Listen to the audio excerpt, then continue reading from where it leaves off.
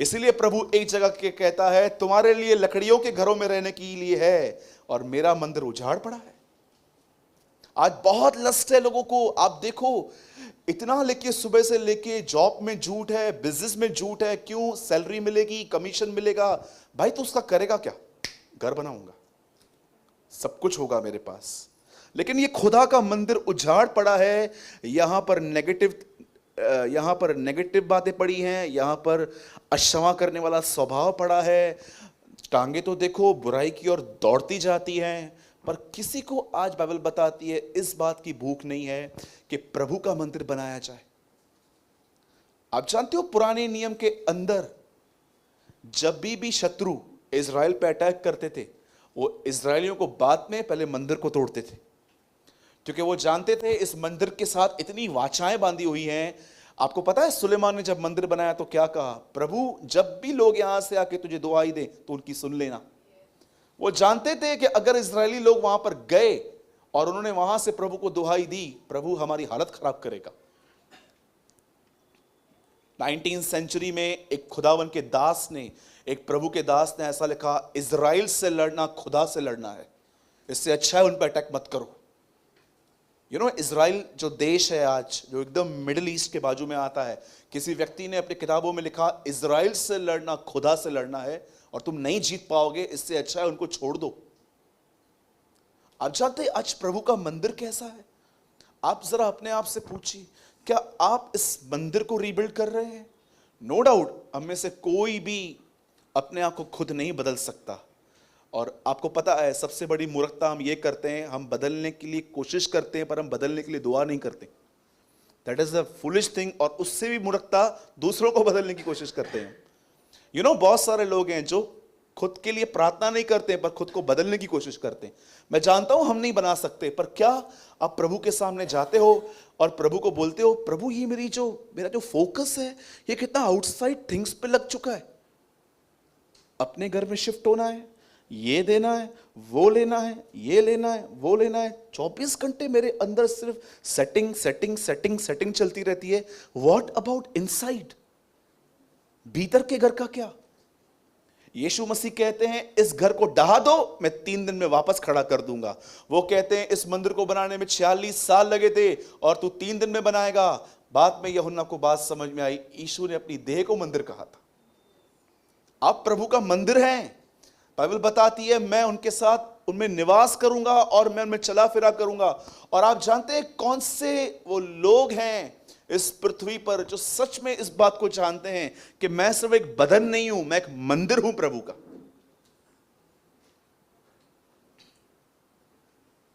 मैं ये personally believe करता हूं वही लोग मंदिर बना रहे हैं जो परमेश्वर के वचन को सीरियसली लेते हैं। बोलो सीरियसली। बोलो बाजू वाले को गंभीरता। वही लोग हैं जो इस टेंपल को रीबिल्ड कर रहे हैं। मैं आपके सामने कलाम खोलता हूं, आप मत खोलिए, फिर मैं सीधा आपसे वर्ड ओपन कराऊंगा। देखिए यहां पर क्या लिखा है और मुझे बताइए इस चीज को कितने लोग सीरियसली प्रभु को बोलते हैं, प्रभु मुझे ये करना है, आप मेरी मदद करें। 12:37 मैथ्यू, एक वर्ड देखिए यहां पर लिखा है और जरा देखिए क्या लिखा है यहां। क्योंकि तू अपनी बातों के कारण निर्दोष और अपनी बातों के कारण दोषी ठहराया जाएगा। 36। और मैं तुमसे कहता हूं जो जो निकम्मी बातें मनुष्य कहेंगे, न्याय के दिन हर एक बात का लेखा देंगे। कितने लोग इस चीज को सीरियसली लेते हैं? एवरी आइडल वर्ड जो आपके मुंह से निकलता है, बाइबल बताती है तुम्हें अकाउंट देना पड़ेगा। मसीह लोग गालियां निकालते हैं, मसीह लोग कर्स भी करते हैं आजकल, मसीह लोग बुराइयां भी करते हैं, मसीह लोग निंदाएं भी करते हैं। मतलब में किस बेस पर? प्रभु दयालु है, प्रभु तो माफ करता है। मैं बिल्कुल बिलीव करता हूं परमेश्वर दयालु है, पर याद रखिएगा वो सिन को इग्नोर नहीं करता है। जब वो देखता है ना कि कैंसर अब इतना फैल रहा है कि ये मरने पर आएगा, तो फिर वो सर्जरी करना भी जानता है। एक आदमी ने कहा when God deals you it's painful. जब परमेश्वर डील करना स्टार्ट करेगा ना तो कभी कभी दर्द होगा, जानते हो परमेश्वर कब लोगों से डील करना स्टार्ट करता है? कब वो आपको फिर सिंहों की मांद के सामने फेंक देता है? बचाता भी है पर फेंक भी देता है, अभी जा अंदर तू खड्डे में पड़ा रहे। जब वो देखता है कि अब एक ऐसी सिचुएशन आ गई है कि आप नाश हो सकते हो, तब वो आपका सामना करता है। यीशु मसीह ने कहा आंख का निकलना अच्छा है, कहीं ऐसा ना हो कि पूरा बदन ठीक हो पर नरक में चला जाए आदमी। कितनों की बात जानते हैं, प्रभु को करना पसंद है पर पापी पसंद नहीं है। आपको अगर एक आंख नहीं है ना, प्रभु को आप पसंद हो, लेकिन आप अपने मुंह से गालियां निकालते हो तो प्रभु बोलता है यार वेट, कुछ करना पड़ेगा तेरा। आपको पता है प्रभु को लंगड़ा पसंद है, लेकिन पूरा शरीर ठीक है लेकिन सबको मारता रहता है शब्दों से, वो उसको समझ में नहीं आता। मैं आपको कहना चाहता हूं, we need to rebuild the temple of God. हमें परमेश्वर के मंदिर को फिर से बनाना है। बोलो आमीन। तो क्या करेंगे आज के बाद? अगर आप प्रभु का मंदिर रीबिल्ड करना चाहते हो, सबसे पहले कहो, बोलो मैं परमेश्वर का मंदिर हूं। आमीन। कितने लोग जानते हैं आपकी एक नई आइडेंटिटी दूं मैं आपको आज? ये देखिए, ये है, ये मेरा आधार कार्ड है, ये मेरी पहचान है। आप जानते हो परमेश्वर ने आपको क्या पहचान दी है? बोलो, पिता ने मुझे चुना है, बेटे ने मुझे छुड़ाया है, और पवित्र आत्मा ने मुझे सील किया है। ये आमीन। कितने लोग बिलीव करते हैं इस बात पे? खुदा ने तुम्हें चुना, बेटे ने तुम्हें छुड़ाया, पवित्र आत्मा ने तुम पर सील लगा दी है। ये तुम्हारी सच्ची पहचान है। और कभी भी अपनी पहचान के बीच में और चीजों को न लाइए, ठीक है? और कहिए अपने बाजू वाले को, उसके बाद हम स्टार्ट करेंगे। बोलो, किसी को बदलने की कोशिश ना कर। हाँ, अभी ये भी बोल दो उसको, बोलो थक जाएगा भाई। कितने लोग थक गए थे? पहला मैं हूं यहां पर। आइए, लंबा हाथ उठाइए। बदल, मैंने बहुत कोशिश की लोगों को बदलने की। शाणा व्यक्ति कहता है दुनिया को बदलूंगा, बुद्धिमान कहता है मैं खुद को बदलूंगा, लेकिन आत्मिक कहता है खुदा के द्वारा बदलूंगा अपने आप को। ठीक है? आप किसी को भी नहीं बदल सकते हैं। मैं आपको एक काम देता हूं, चलो उसके लिए मैं आपको 100 साल देता हूं, करके दिखाओ। वैसे दे नहीं सकता हूं, खुदा ही ये सबको देता है। एक सफेद बाल काला करके दिखाओ।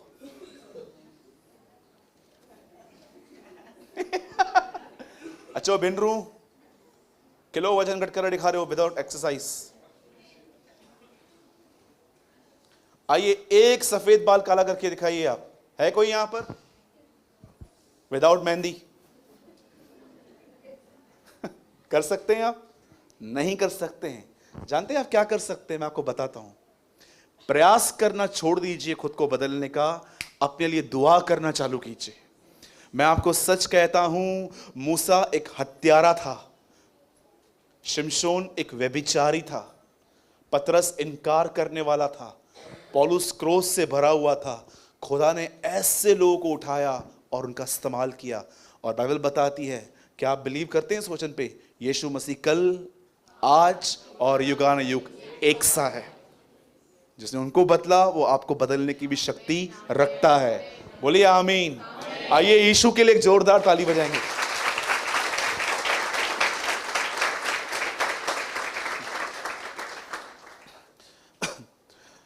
ओके, आइए हम सब वचन में आएंगे।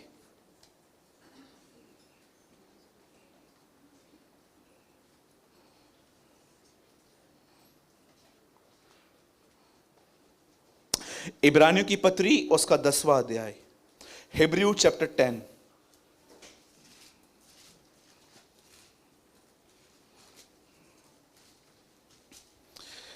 Page number 312। सब ओपन कीजिए।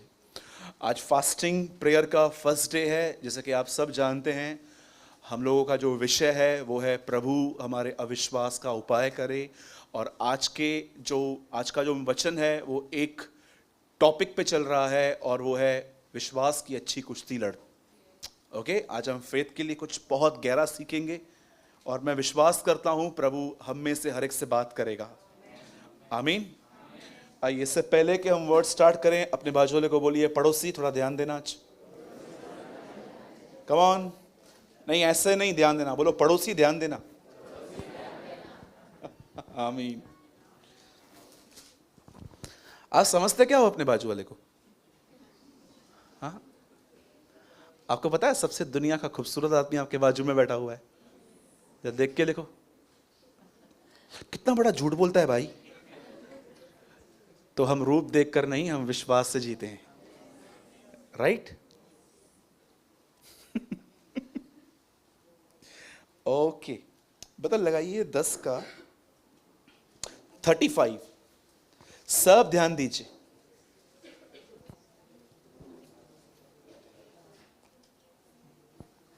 क्योंकि तुम्हें धीरज धरना अवश्य है। बोलिए, धीरज धरना अवश्य है। आगे, ताकि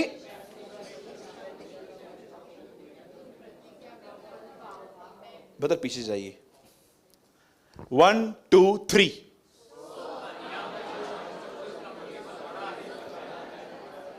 आगे, प्रेज द लॉर्ड। आइए सब ध्यान दीजिए। बाइबल यहां पर एक बात कहती है कि परमेश्वर तुम्हें अपना हियाव देता है। एक परमेश्वर ही है जो आपको करेज देता है। लोग तो आपको डिस्करेज करेंगे, सच कहता हूं। माइंड आपको डिस्करेज करेगा, डेविल आपको डिस्करेज करेगा, लेकिन परमेश्वर आपको हमेशा हियाव देता है। बोलो, हियाव। मतलब मैं ये इजी टू रीड वर्जन में लगाइए 35 36।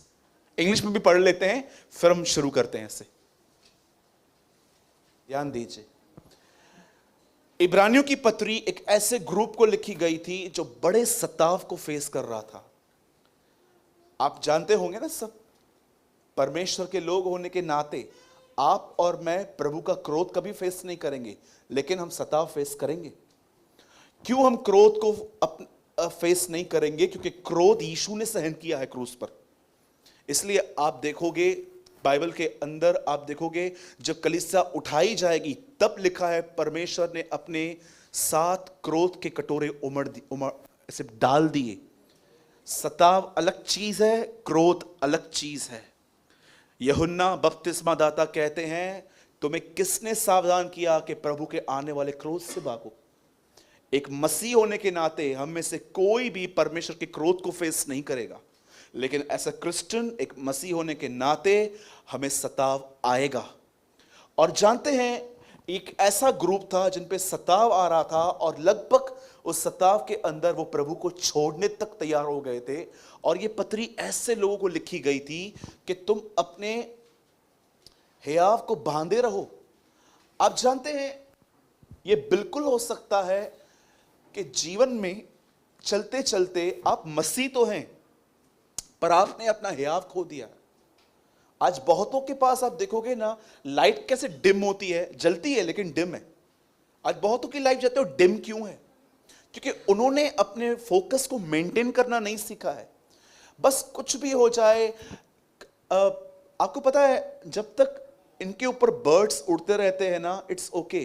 पर अगर बर्ड इनके ऊपर नेस्ट बनाना भी स्टार्ट करेगा तो भी बनाने देते हैं ये लोग। हाँ, ठाए ठाए पोछ है, तू भी तो मंजोई है। अगर आपके ऊपर नेस्ट अगर एक पक्षी उड़ रहा है तो ओके, लेकिन आपके ऊपर कल अगर वो घोंसला बना रहा है थोड़ा थोड़ा करके, कभी आपने देखा है किसी पक्षी को कि अपना घोंसला बनाने के लिए इतनी सारी घास लेकर आए? कभी नहीं। थोड़ा थोड़ा करके लेके आते और जमा करते हैं, गोल गोल गोल। उनको वो हुनर है बनाने का। वैसे ही कई लोग परख नहीं पाते हैं कि कितनी सारी बातें आपके फोकस को आप मेंटेन नहीं कर पाते। इसलिए आप देखो, एक जगह पे ऐसा लिखा गया है, ये हवा में उड़ने वाले पत्तों की तरह है। यहूदा में लिखा गया है, जहां से हवा आई वहां को बह देंगे, जहां से हवा आई वहां को बह देंगे। इसलिए बाइबल यहां पर एक बात कहती है, तुम्हें धीरज धरना अवश्य है, ताकि परमेश्वर की इच्छा को पूरी करके तुम प्रतिज्ञा का फल पाओ। मैं एक बहुत ही साधारण सी स्टोरी आपको बताना चाहता हूं, और मैं जानता हूं ये आपने पढ़ा है, लेकिन क्या पवित्र आत्मा ने कभी आपको इस चीज को हाईलाइट किया है बाइबल में? देखिए क्या हो रहा है यहां पर। याद रखिए, परमेश्वर इब्राहिम के पास पहुंचा था और परमेश्वर इब्राहिम की सारी जरूरतों को जानता था कि उसके पास बच्चा नहीं है। और आप देखो जब परमेश्वर ने उसे कहा कि मैं तुझे बच्चा दूंगा, और आप जानते हैं कि वो कुछ साल तक परमेश्वर ने उसे नहीं दिया था। उसके बाद इब्राहिम का बात करने का वे देखो कैसा है। प्रभु उसके पास आके कहता है, सुन, मैं तेरी ढाल हूं, मैं तेरा फल हूं। और इब्राहिम साधारण शब्दों में कहता है, तूने तो मुझे बच्चा दिया नहीं। आप जानते हैं इब्राहिम फ्रस्ट्रेट हो गया था। उसको जानते हैं किस बात का टेंशन था? कि अगर कल मुझे हार्ट अटैक आया या कल अगर मैं मरा तो मेरी प्रॉपर्टी किसको मिलेगी। आप देखो जब प्रभु से मिलने आता है ना, तो प्रभु उसको बोलता है, मैं तेरा प्रतिफल हूं, मैं ये हूं। वो कहता है, तूने तो मेरे को बच्चा दिया नहीं है, मुझे लगता है ये एलियाजर मेरे मरने के बाद मेरे घर का वारिस होगा। आप जानते हैं बहुतों को प्रभु से ज्यादा दीवारों से प्यार होता है, घर की। यू नो, बहुत सारे लोगों को आज प्रभु से ज्यादा किससे प्यार है? बोलो, घर की दीवारों को। हाँ, बड़ा प्यार है दीवारों को। रोज दीवारों के सामने झुकते हैं, यहोवा प्रभु। हाँ, सच में, मैं मजाक नहीं कर रहा हूं। वो अपने घर की आराधना करते हैं, उनके लिए घर ही सब कुछ है। अब जानते हुआ क्या, जब प्रभु उससे मिला, आप देखो प्रभु ने इस आदमी को वापस फेथ में लेके आने के लिए क्या किया। प्रभु ने पहले कहा था बच्चा दूंगा, लेकिन अब प्रभु एक चीज और ऐड कर रहा है। प्रभु उसको बोलता है, चल बाहर चल।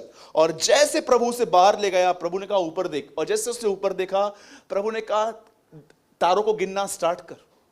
कोई तारों को नहीं गिन सकता, आप सब जानते हो। तब प्रभु ने उससे कहा, जो तारों को गिन पाएगा वही तेरे वंश को गिन पाएगा।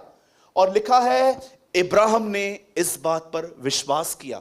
बोलो, विश्वास किया।